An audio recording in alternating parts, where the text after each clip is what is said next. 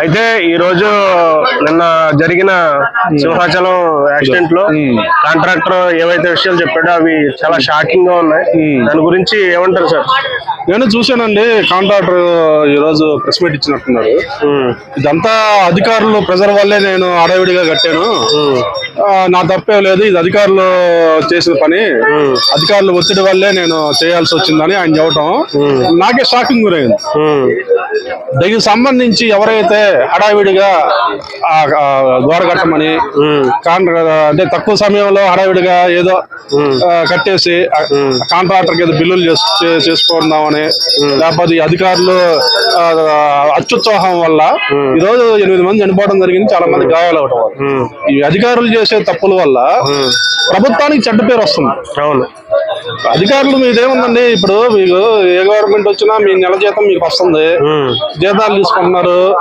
మీరు హడావిడిగా మీరు చేసే పని ఏదైనా స్టాండర్డ్ గా చేయాలి. అది కాక ఒక పవిత్రమైన దేవాలయం దగ్గర ఒక గోడ 20 అడుగులు గోడ కట్టేటప్పుడు మీరు స్టాండర్డ్ చూసుకోవాలి కదా. కొంచెం లేట్ అయినా స్టాండర్డ్ చూసుకొని కాంట్రాక్టర్ పెట్టి కట్టియాలి. అంతేగాని నాకు ఒక రోజులో గోడ కట్టాలంటే కుదరదుగా. ఇదంతా అధికారుల లోపమే.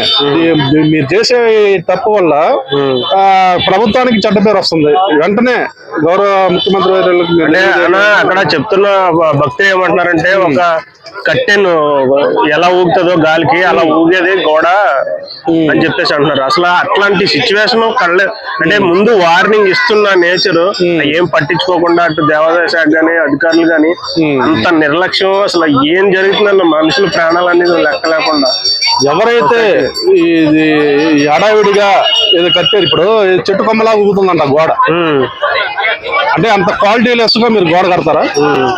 ఇప్పుడు అంత పెద్ద గోడ కట్టేటప్పుడు మీరు జాగ్రత్తగా చూసి కొంచెం స్టాండర్డ్ గా కట్టాలి. ఇప్పుడు హైదరాబాద్ ఇలాగ వైజాగ్ లో అపార్ట్మెంట్లు కడతారండి, 20-30 అపార్ట్మెంట్లు కడతారు. అంటే ఫ్లోర్లు కింద బేస్మెంట్ స్టాండర్డ్ గా లేకుండా ఊరకు కడితే గాలికి ఊడి పడేటట్టు అవి ఉండవుగా. అలాగే ఈ గోడ కూడా కింద బేస్మెంట్ లోతు తీయాలా, దానికి తగ్గట్టు కింద వేయాలి, పిల్లర్లు ఇవన్నీ వేసి కట్టాలి స్టాండర్డ్ గా. ఏదో కర్రపొల్లాగా ఊగేటట్టు గోడ ఊగుతుందంటే అక్కడ భక్తులు చెప్పడం గోడ ఏదో ఊగుతుందంట గాలికి. మరి అంత క్వాలిటీ లెస్ గా గోడ కట్టి హడావిడిగా మీరు ఈరోజు మీరు చేసిన తప్పు వల్ల అధికారుల నిర్లక్ష్యం, కాంట్రాక్టర్ అత్యుత్సాహం, అంటే 100 అధికారులు చెప్పారు నా బిల్లులు నాకు వస్తాయి కదా అని ఈయన అత్యాశ, మీ ఇద్దరి వల్ల ఈరోజు అనవసరంగా అమాయకులు ఈరోజు బలయ్యారాడ. దీనివల్ల అక్కడ గవర్నమెంట్ కూడా చెడ్డ పేరు మీరు చేసిన పని వల్ల. వీళ్ళని వెంటనే కాంట్రాక్టర్ ని అధికారులు ఇద్దరమైనా కఠిన చర్యలు తీసుకోవాలి. నెక్స్ట్ టైం ఇలాంటి పనులు చేయడానికి భయపడేటట్టు వీళ్ళమైన చర్యలు తీసుకోవాలని నేను ప్రభుత్వాన్ని కోరుతున్నాను. Thank you.